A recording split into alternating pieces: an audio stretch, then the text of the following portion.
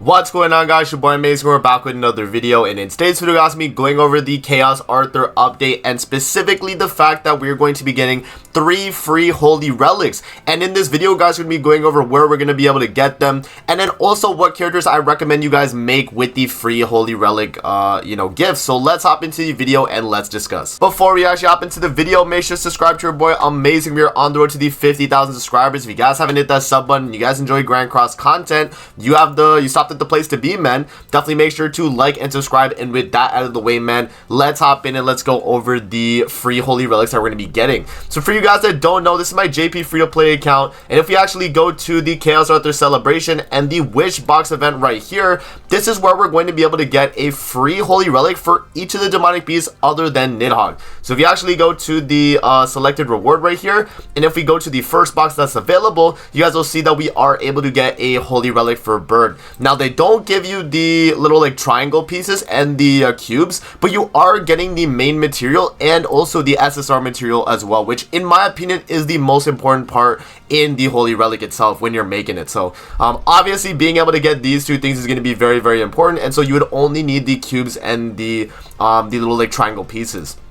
Now for the other two, if we actually go to the later boxes right here, you can see this is the second one. This is going to be the deer box as well, and then this is going to be the skull and hottie box. So you have pretty much a free holy relic that you can give to each demonic beast in terms of the characters that you could get a holy relic for from those activities. And all you guys have to do for this wish box event is whenever you get these little like key things from the events, you're going to use them and you have a chance to actually get the main reward. And even though so pretty much how it's going to work is like eventually you will get the main reward, but you have to select one of the rewards that are available here. So mostly people are just going to take the like outfits and then the holy relic boxes. But if you do like let's say you do have the outfits already, then you would take other stuff, but you're always going to be taking this in my opinion. I mean, that's going to be a staple right there. And then yeah, I mean, ending it off, it's pretty good rewards as well. So yeah guys, that is pretty much the event right there. Now let's go over which characters you should be making a holy relic for with each of these free holy relics. Alright guys, so I opened up my global just so I can go and like actually read the holy relics for you guys, that if you're wondering like which ones they are,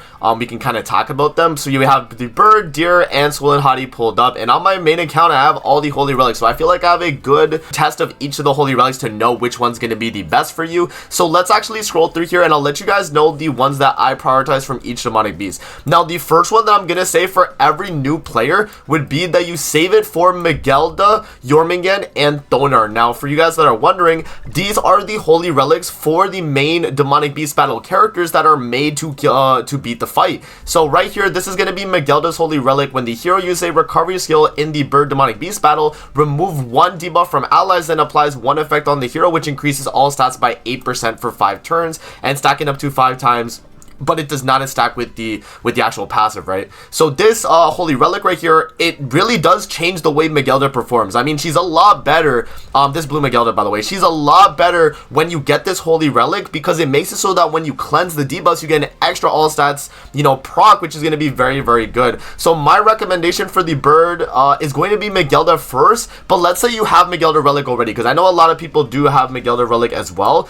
In terms of another really good bird relic, holy relic, guys, I actually would recommend LR Escanor's, because obviously if you guys are going to be investing in the human team, you definitely just want to have the holy relic in general. Increases attack by the value equal to 50% of the hero's defense at the start of the battle, so that's just going to be inherent attack increase just by having defense on Escanor anyway. So if you're running this and he's like on HP defense, you're going to get a little bit extra attack just by having this relic, and obviously it's going to be a little bit more stats for LR Escanor, so I definitely would recommend this holy relic as well. I think another underrated holy relic, guys, is going to be Brunhild as well. I think Brunhild, like, for what it is and for the demonic beast that she's able to do, considering she's able to do all 3 demonic beasts other than Nidhogg, I'd say. But maybe you could even do Nidhogg. But yeah, I mean, her holy relic here, only 1 debuff can be applied on the hero, and it increases the hero's attack by 20% when debuffed. And this is a very good holy relic, because 20% attack outright for Brunhild is going to be really helpful. And if you're running green Brunhild with crit chance rolls on the deer, when you have enough stats on her there, she's going to be able to guarantee crit, and she'll have a lot of attack because she's always going to be debuffed. So that's a really good character that I would definitely recommend making the holy relic for the bird as well. Alright guys, so another honorable mention for the bird I would say, because I haven't really tested this one out right now, but it is on JP and it's not actually out on global yet, but it's going to be the Zenari Relic. And the Zenari Relic, for you guys that don't know what it does, pretty much every time she cleanses debuff, she's actually going to be building up basic stats by 2% up to 20% basic stats for every debuff that is cleansed, right? And whenever you do cleanse a debuff, for each debuff that is cleansed, you get 5% HP healing, which is very, very good. I think this Holy Relic could actually be very, very good in terms of like demonic beast battle clearing, especially if you're trying to run mono human team, because Zenari does count as a human alongside the team, so she's going to be able to heal the team and also provide that extra basic stats to, you know, clear these demonic beasts and these fights. So definitely another honorable mention. And then going back to my global here so you guys can actually read it, if we go to Jenna, I think she's another one that's also just kind of like a free you know, character pick that I would actually recommend as well, because it's going to increase attack related stats of human allies participating in the battle by 12%. So that's another really good Holy Relic from the bird. Alright guys, so that pretty much covers the bird right there. I've given you guys a few ideas in terms of relics you can build. Let's move on to the deer and talk about the ones that I'm going to recommend for this. So obviously my main recommendation for the deer is going to be Jormungand's Relic. I just talked about this, where you have to prioritize getting the main demonic beast battle character's relic, because once you get this character's relic, farming the actual demonic beast and getting the drops is going to be a lot more smoother. So for Jormungand's Holy Relic, remove debuffs from allies and increase ranks of all skills when each of the 3 allies use 1 or more skills in either near demonic beast battle, and that works really well with the way Jormungand's passive already works with buffing your all stats and giving you a ton of you know, stats in general, and the rank up with this, right? That's obviously going to be very, very strong. Now if you already have Jormungand Relic and we're talking about other characters for relics, I think my #1 recommendation would have to be LR Elizabeth. Now this is not like a super crazy Holy Relic, but it's gonna help LR Elizabeth, and whenever you run her on, you know, in content in general, it's gonna be very good. Increases allies HP related stats by 15%, and this can also work in the back, so you can actually run LR Liz as a sub-slot character just for that benefit alone. So definitely a very, very good Holy Relic right there. Another top tier Holy Relic as well, guys, that I would recommend is actually gonna be Dana for Liz. So any PvE content that warrants you bringing you know, some extra damage that you actually really do need, you can run this Dana for Liz in the back, and she will give a 50% attack buff for 3 turns. So if you're doing anything that's like farming, or you know, like a final boss, right, where you need to attack from the jump, then this Holy Relic can be really nice. I mean, you get that 50% attack, and as long as the content is only needed to be cleared in 3 turns, then this is going to be a very meta Holy Relic to actually be running. From there, guys, it comes down to just making the Archangel Holy Relics. So my recommendation in terms of the Archangels, in terms of when you would want to make them, you definitely want to get Tarmiel's first, because I think Tarmiel is the best, you know, one of the best links you can actually run in the game. Sariel Link is going to be very good as well, and also the effect on the relic is good. Basic stat increased by 8% upon inflicting critical damage on an enemy when using skills, but you're mainly making these relics so that your links are a lot stronger, right? Margaret is also pretty good to make her Holy Relic as well. Green Sariel is going to be pretty good, and then blue Tarmiels is not really that necessary really, and Ludo's I would say is necessary if you're going to be running him for his grace, because it does give him just outright stat increase, so that's going to be very, very nice right there. Another really good one as well, guys, is going to be Jelly King. Now, you know, obviously you guys know I love Jelly King. He's a really, really good character, especially this variant right here. And if you have this Holy Relic, whenever you do the AoE with the weak point, it's going to apply bleed on the enemy, and also if you ult with him as well. So it's going to be pretty strong, and I think having this Holy Relic does give him the extra stacks to be a little bit more tanky when running him in PvE or PvP, whatever the case. So definitely another character I will recommend. Alright guys, so that pretty much covers the deer right there. Let's move on to the final one, being Skull and Hadi. Now, Skull and Hadi is going to be a little bit harder to kind of recommend for Holy Relics. Obviously, again, the first one's going to be Thonar, as it's a given, right? We're going to talk about the main demonic beast battle character. So Thonar's relic here both increases allies HP related stats by 10% up to 4 times, and fills allies ultimate move gauge by 1 orb whenever the hero uses skills in Skull and Hadi demonic beast battle, and that excludes all ultimate moves right there. So obviously going to be a very, very strong Holy Relic for Thonar. Now, in terms of the other characters for who you want to make Holy Relics for,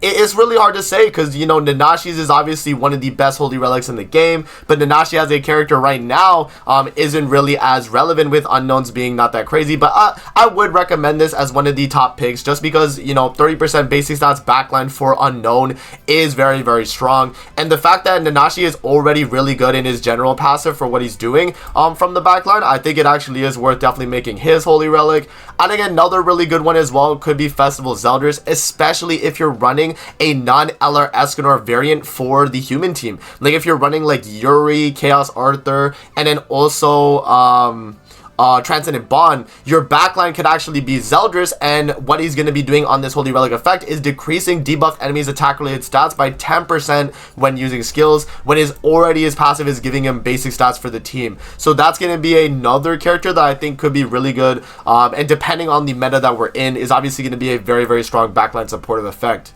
Another really strong Holy Relic, guys, is going to be Chad King. Chad King's Relic is just good in general, and it works for both the Kings as well. So it's not like this Holy Relic only benefits the blue Chad King. This actually does benefit the green one as well. So if you have him pulled, this is going to be very good. Increases the hero's damage dealt by 15%, and it increases basic stats of allies protected by the hero's barrier by another 15%. So just a really good effect right there in terms of, you know, the shield from King and how strong it can be. So definitely another Holy Relic that I would actually recommend. And then another one, guys, that I could say would be Gloxinia. If you do actually plan running Gloxinia in PvP at all, you're going to need this Holy Relic. I mean, it's literally made for the Fairy team. In PvP, increases basic stats of Fairy allies by 5% for every Fairy ally participating in the battle. And then increases Fairy allies crit chance by 5% and critical damage by 10% for every debuff applied on the enemy's limit of 4 times. So that's obviously very, very good as well, guys. And, you know, this could be a good Holy Relic for, you know, upcoming Chaos Battle seasons. Whenever you run Gloxinia, you know, having that Holy Relic, especially if you're running the red one, you can run it with like the, you know, Jelly King and Elaine, and that's going to be a really, really good combo as well. Another honorable mention I would say as well, guys, could be Scotty Holy Relic. I think it's not like super insane and you don't really need it, but I think it is very good. You know, increase all stats by 6% up to 3 times if there are no debuffs on the hero when using a skill. So you have to use the buff removal card that she has first, and then you would do her debuffing herself card, right? So it's not too bad. So yeah, I think overall those would be my recommendations right there, guys, for the Holy Relics you want to be making. And right now on global, it is the double drop event as well. So definitely farm out as much materials as you guys can, man, with these Holy Relics and start collecting all of them, because it's definitely going to be worthwhile for your account in terms of building your box EC and also just getting really strong character relics just so that you perform better in the content you're doing. So there you guys go, man. I hope you guys do enjoy the video. Don't forget to like, comment, subscribe as always. If you guys want to see more videos like this, definitely let me know in the comment section below, and I'm gonna see you guys in the next video, man. Peace out and have a good rest of your day, guys. See you later, man.